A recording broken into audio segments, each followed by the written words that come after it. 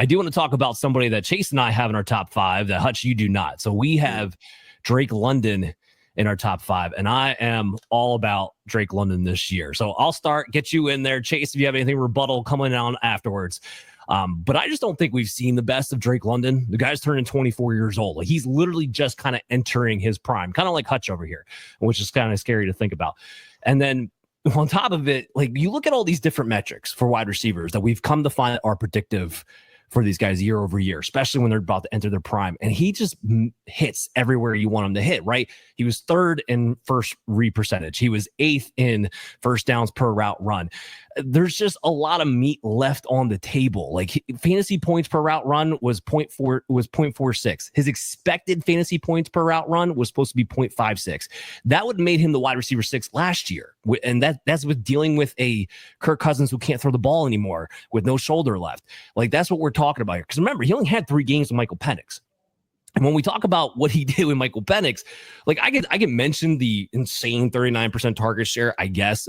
He's not going to do that throughout an entire season. So that's almost 1,900 plus receiving yard pace too. Yeah, exactly. But he's not going to get a 39% target share throughout the entire year. At least I don't think he's going to anyway. Darnell Mooney getting hurt definitely make it more interesting, though.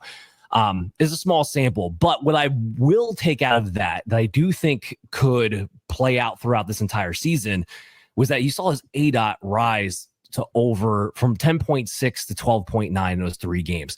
The big plays are going to be there. I've talked about this throughout the offseason that Michael Penix, to me, he seems like Jameis Winston without the turnovers. Like, he's going to take the shots down the field. That's what I'm looking at. That's great things for wide receivers.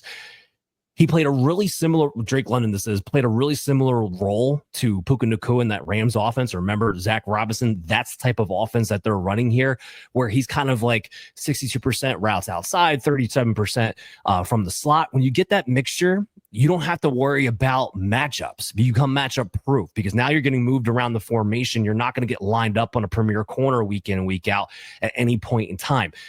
So he finished last year as the wide receiver 5 in total points. I get that. It was wide receiver 14 in points per game. But when you add all those things up and add up the fact that he is just entering his prime, I think Drake London winds up being a top 5 wide receiver. So, Hutch, what do you think? Because you don't have him in the top 5. Yeah, I have him at 7. Like, he's right there. Like, he's again, it's the same argument that I made earlier. Of like, it's a giant tier of wide receivers, and you can jumble them any way you want. I'm totally happy with it, and that's just how it happened here. A little bit. The only thing I'd rebuttal back. I mean, I think Michael Penix can be very, very good, but when I look at the quarterback situations of all the other receivers I have in front of them, they feel a little bit more secure. And as a result, or they feel, or so, the only one I'd argue is Justin Jefferson that might not be secure, but he's Justin Jefferson. It's a little bit of a different player there with Jefferson. But with London, it's like Michael Penix Jr. Yeah, we saw him 3 games. He looked all right, had a couple shootouts in that time in those 3 games.